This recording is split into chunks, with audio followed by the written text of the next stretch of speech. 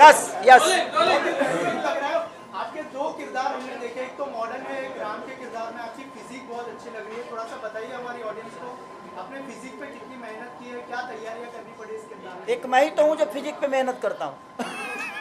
Sorry, controversy नहीं है ये एक्चुअली। क्या करूँ एक्चुअली, है क्या ना कि मेरा मुंह है ठीक ठाक नहीं है, का कुछ भी बोल जाता हूँ। रीज़न ये है ना कि देखिए, हम एक्टर तभी बेहतर हैं कि अगर हम, मुझे लोग प्यार करते हैं और मुझे प्यार करते हैं तो क्यों करेंगे। अगर मैं भी एक आम इंसान की तरह ये चीज़ों को रखूँ, अपने बॉडी, अपने चाल को, अपने रहन सहन को, अपने हर चीज़ को, तो मैं अलग नहीं हूँ और मैं उनसे अलग नहीं हूँ। लेकिन मैं अलग करूँगा तो ही अपने आप को दुनिया भी अलग करेगी। और मैं थोड़ा सा सीरियस रहता हूँ अपने फिजिक को भी लेके, अपने काम को लेके, तो उसके वजह से उसी बहाने मैं अपने आप को फिट भी रखता हूँ। इसीलिए मुझे लगता है मैं जब काम से प्यार करता हूँ, तो जब आपको अपने काम से प्यार होगा ना, तो कहीं ना कहीं आप अपनी चीज़ों को, हर चीज़ को बेहतर करोगे। इसीलिए हो सकता है कि आपको मेरी फिजिक अच्छी लगी हो। दिल से थैंक यू। खेसारी जी, आपने अभी बताया कि यह एक एक्टर की कहानी है, तो कहीं ना कहीं आपके ऊपर तो नहीं फिल्म बनी है? नहीं, मेरे ऊपर नहीं है। एज ए एक्टर इसमें समझ लीजिए कि एक राम का एज ए एक्टर किरदार किया है आदमी, लेकिन वो राम है नहीं, बल्कि वो एक एक्टर है, राजा है, और दुनिया राम मान लेती है। और उसी मानने में उसको कितनी प्रॉब्लम होती है, ये जब आप सिनेमा देखेंगे तो पता चलेगा कि एक्टर की ज़िंदगी, अगर आप उसको आस्था में लोग मान लिए, तो फिर लोग समझते हैं कि ये राम है तो ये पान नहीं खाएगा, ये राम है तो इसको भाई वो नहीं खाना है, वो नहीं खाना है, ये नहीं कर सकता है, ये नहीं कर सकता। तो उसमें क्या, एज ए इंसान की ज़िंदगी जो होती है ना, वो बड़ी डिस्टर्ब हो जाती है। उसी बेस पे एक कहानी है कि एक एक्टर की ज़िंदगी में क्या क्या नहीं होता है, और जब लोग उससे जुड़ जाते हैं तो जुड़ने के बाद वो उसकी मुसीबत और बढ़ती है। क्या राम का किरदार करने वाले रामायण में अरुण गोविल की कहानी है ये? आप कह सकते हैं क्योंकि उनके साथ भी, उनसे ही इंस्पायर होकर ये कहानी बनाई गई है कि उनके भी जीवन में उछल कूद हुआ था जब उन्होंने एक सिगरेट पी ली थी। तो उसी के बेस पे हम लोगों ने इस कहानी को कहीं ना कहीं पिरोया है। लेकिन एज ए एक्टर मैंने इसमें जो काम किया है, मेरी प्रयास है कि मैं उस राम की भूमिका में कोशिश बहुत किया हूँ, बट राम तो बन नहीं पाया और ना ही मैं बन पाऊँगा, और मुझे राम बनना भी नहीं है। मैं एक इंसान के रूप में चाहता हूँ अपने जीवन को चलाऊँ, और इंसान के रूप में ही राम के आचरण को अपने अंदर लेकर अपने जीवन को चलाऊँ, ये मैं हमेशा प्रयास करता हूँ। खेसारी जी, लहरे भोजपुरी की तरफ से सबसे पहले आपको बहुत बहुत मुबारक। टीजर जो है रिलीज होते ही हिट हो गई पूरी पिक्चर, इसमें कोई दो राय नहीं है। मुबारकबाद इसके लिए, आपकी पूरी टीम को। मैं ये जानना चाहता हूँ कि इसमें अलग अलग किरदार शेयर, जैसा कि आपने कहा कि ये आर्टिस्ट के ऊपर डिपेंड पूरा किरदार है, तो किस तरह की तैयारी आपने अलग अलग किरदारों के लिए की, उसके बारे में? हाँ, देखिए, एक लोहा ही है जो गन भी बना, लोहा से गन भी बनता है, गोली भी बनती है, चाकू भी बनता है, दुनिया का हर वो तेजदार हथियार बनता है। तो समझ लीजिए कि हमारा किरदार लोहा है, एक सरिया है। उस सरिया से इस सिनेमा में कई प्रकार के हथियार बनाए गए हैं, लेकिन लोग इस बात को मानने को तैयार नहीं कि ये लोहा ही है, एक कलाकार है। कलाकार इसमें कोई नहीं मान रहा है। हर उस मेरे कलाकारी से हर आदमी जुड़ गया है, और जुड़ने के बाद जो मुझे प्रॉब्लम हुई है, वो शायद भगवान राम के जीवन में भी वैसा ही प्रॉब्लम आया था जो मुझे आई है इस सिनेमा में प्रॉब्लम। और मुझे मज़ा आया इस सिनेमा को करने के बाद, क्योंकि मुझे लगा जो मेरे जीवन की इससे बड़ा रोल अब मुझे पता नहीं मिल पाएगा कि नहीं मिल पाएगा।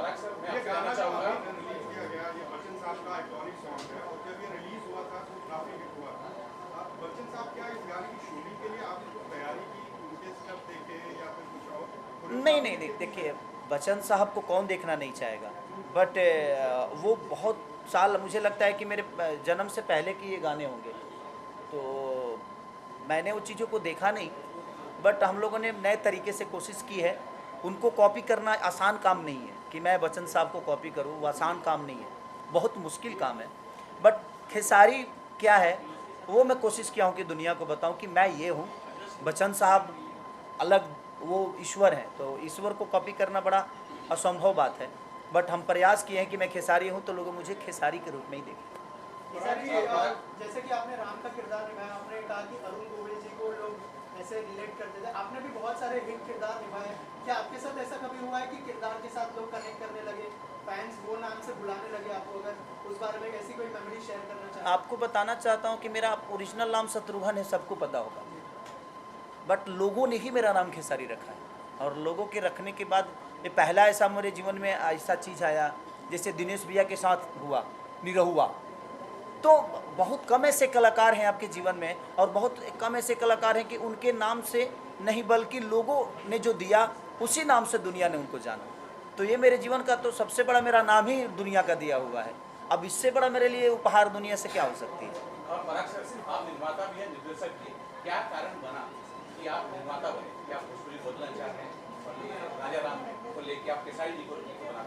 देखिए, भोजपुरी में एक बड़े कैनवास की बहुत ज़रूरत थी, और एक बड़े कैनवास को हमेशा एक बड़ा हीरो, एक बड़ा सुपरस्टार चाहिए होता है। तो केसारी जी से हमेशा डिस्कशन करते थे हम लोगों ने, जैसे कि हम लोग के एक बड़े कैनवास की जो शुरुआत भोजपुरी से हुई, जो थी संघर्ष 2 के बाद में बतौर निर्देशक प्रोड्यूसर्स के साथ में काम करना कि अरे अब तो पराग पाटिल बड़ी कैनवास की सिनेमा बना रहा है, तो अब अगर इसको साइन करेंगे तो बड़ा कैनवास हो जाएगा। तो वही मैं केसारी जी से तब डिस्कस किया, तो केसारी जी ने मुझको ये मौका दिया कि पराग तुम भी प्रोड्यूसर बनो, और कहीं ना कहीं इस फिल्म से राजा राम से KKR 27 भी जुड़ा हुआ है। तो वही जैसे केसारी जी ने पहले कहा कि धन बाकी है, तो मैं ये कह सकता हूँ कि तन मन और धन से ये मेरे साथ है। तो यही कहना चाहूँगा कि राजा राम एक जो किरदार है केसारी जी का, तो जैसे एक रियल लाइफ में ये सुपरस्टार है, वैसे रियल लाइफ में भी एक सुपरस्टार की भूमिका कर रहे हैं।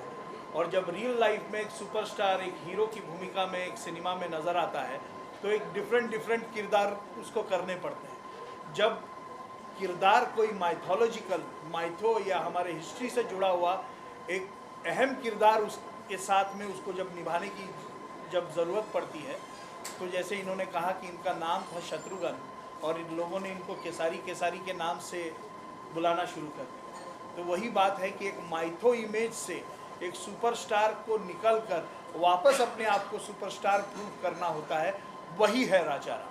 सर, आपसे और एक चीज़ जानना चाहूँगा, एज अ डायरेक्टर आपके ऊपर कोई प्रेशर था कि मतलब जो इमेज है राम की उसको सही तरह से लोगों के सामने लाई जाए? अगर उस बारे में कुछ शेयर करें कि उस पर कितना ध्यान दिया है as a director? Sir, as an director बिल्कुल, जहाँ प्रभु श्री राम जी की बात आती है तो हमारे हिंदुस्तान के हमारे सबके भगवान हैं वो, हम सब के भगवान हैं राम जी।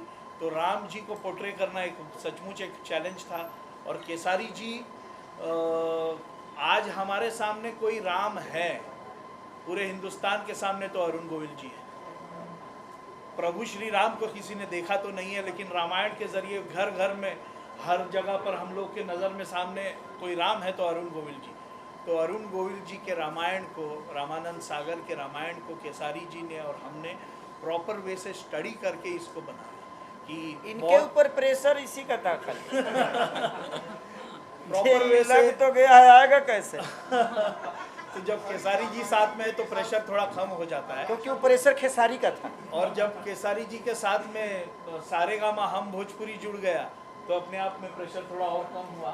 मैं धन्यवाद देना चाहूँगा कार्तिक सर का, मनीष सर का, संजय सर का, सारेगामा की सारे टीम का, जिन्होंने हम लोग को सपोर्ट करके राजा राम को इतना भव्य बनाया। तो इस कहानी का सबसे बड़ा सार बता रहा हूँ आपको जी, कि पूरी दुनिया ने खेसारी को राम मान लिया और खेसारी ये मानने को तैयार नहीं कि मैं राम नहीं। बस सीधा है कि मैं मानने को तैयारी नहीं, मैं अपने आप को कलाकार मान रहा हूँ और दुनिया मुझे राम बना के बैठी हुई है। राहुल आपको राम मान रहे, राहुल आपने एक विश की थी केसारी जी के साथ जी, फिल्म करने की, जी। और आपकी विश पूरी हुई है, क्या जी। आप बोलना चाहेंगे और कैसा अनुभव हुआ? बहुत अच्छा अनुभव रहा था। और मुझे जब मैंने इंटरव्यू दिया था कि खेसारी भैया मुझे आपके साथ काम करना है, अगर आप इंटरव्यू देख रहे हैं, तो मुझे नहीं पता था कि 1 महीने के अंदर में वो चीज़ मेरी पूरी हो जाएगी और मुझे लुक टेस्ट के लिए फ़ोन आ जाएगा। तो मैं बहुत लकी हूँ। एक न्यू कमर के लिए बहुत बड़ी बात होती है कि इतने बड़े कलाकार के साथ आप काम कर रहे हो, और स्क्रीन अगर थोड़ा सा भी आप शेयर करते हो तो बहुत बड़ी बात होती है इस कलाकार के लिए।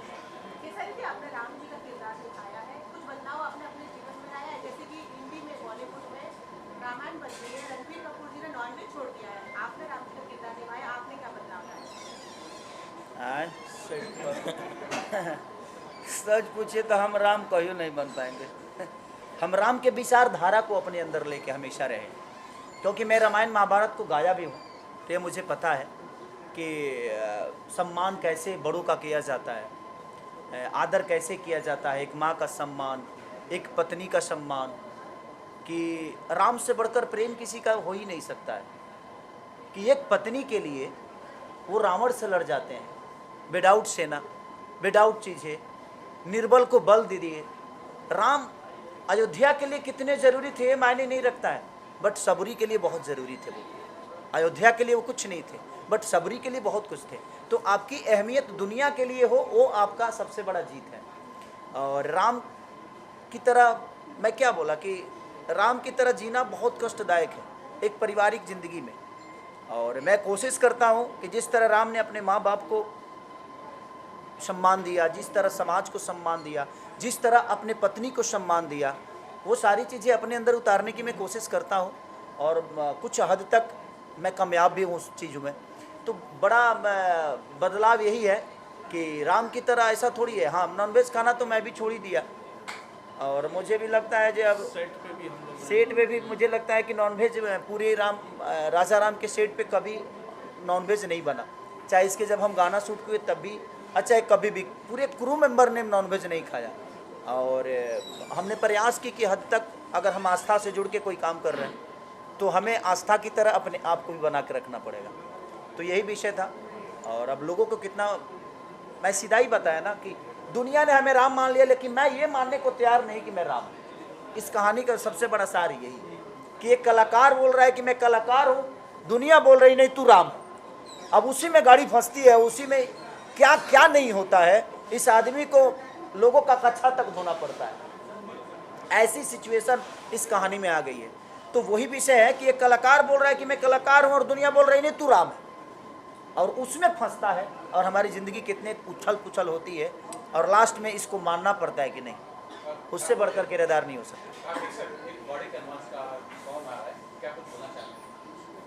हमारा तो सौभाग्य, हम इस फिल्म के साथ एसोसिएटेड हैं। खेसारी जी के साथ हमने तकरीबन 50 गाने किए Khesari ji over the last few years.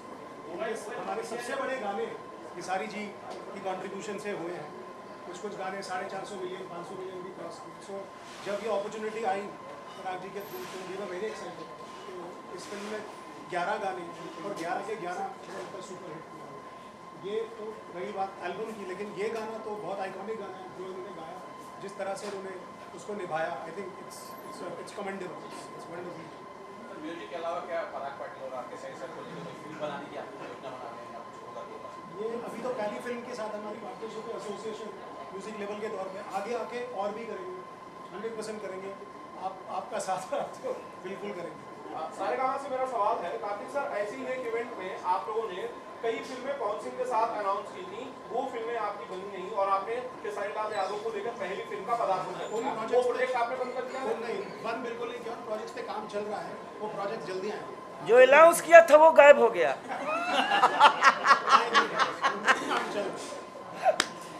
और हमारे गाने और फिल्में आप लोग एक्वायर कर रहे हैं खेसारी लाल यादव की या वो कर रहे हैं? ये पहली करी है अभी, इसके बाद और प्रोसेस चलेगा और करेंगे। कृष्णा बेदर्दी जी, आप बताइए, बहुत सारे आपने म्यूजिक दिए हैं और हिट दिए हैं, इसके लिए कुछ बताइए। इसमें भी जितने गाने हैं सारे गाने हिट हैं। और सारेगामा पे जो सबसे बड़ा गाना है, आप सबके आशीर्वाद से मेरा ही गाना है, जो नथुनिया गाना। 450 मिलियन पार। खेसारी में एक बड़ा बुरा इंसिडेंट को मैंने देखा, एक आदमी चाकू लेके आपके बड़ा करीब आ गया था, आप जो लाइफ को रिस्क में थी, लोगों ने अभी उसे पकड़ा है। अब हम कंफ्यूजन में है कि वो मुझे मारने आया था कि खुद को काटने आया था। नहीं, वो मोहब्बत है उसकी, उस बेचारे की मोहब्बत है। उसको लगा कि शायद हम चाकू को लेके आ जाएंगे तो भैया गले नहीं, मैं गले लगाऊंगा लेकिन चाकू मार लोगे तब थोड़ी लगाऊंगा, तुम्हें हॉस्पिटल ले जाऊंगा पगला। तो वो उनका अपना प्यार था कि वो मिलना चाहते हैं। मैं मिला उनसे, उनका कोई मुसीबत होगा, कोई प्रॉब्लम तो बाद में हम देख लेंगे उसको। देखिए, आकांक्षा के साथ गाना करके एक चीज़ बोला कि वो दूसरी खेसारी नज़र आई मुझे, मेहनत के तौर पे, नेचर के तौर पे। एक उन्होंने बॉलीवुड में बहुत ज़्यादा काम किया है, बॉलीवुड कलाकारों के साथ उनका बहुत घनिष्ठता है और बहुत प्यार भी है। और मुझे लगता है कि उनका रहना खाना बैठना उठना हर चीज़ बड़ी रीच है। बट वो सेट पे गई तो कहीं से मुझे ये नहीं लगा कि वो एक बहुत रीचे नेचर के साथ आई हैं। उन्होंने जिस तरह हमें व्यवस्था में उसी व्यवस्था में रह के, और आकांक्षा ने जो काम किया काबिलिए तारीफ़ है, और बहुत एनर्जेटिक हैं वो। माने मेहनती के मामले में तो उनको जो पहनाइए पहनने को तैयार, और 5 मिनट के अंदर रेडी होके और उन्होंने काम को किया। तो इसके लिए दिल से थैंक यू कि ऐसे लोगों को भोजपुरी इंडस्ट्री में ज़रूरत भी है, जो काम को मेहनत की तरह और काम को अपना काम समझ के काम करते हैं।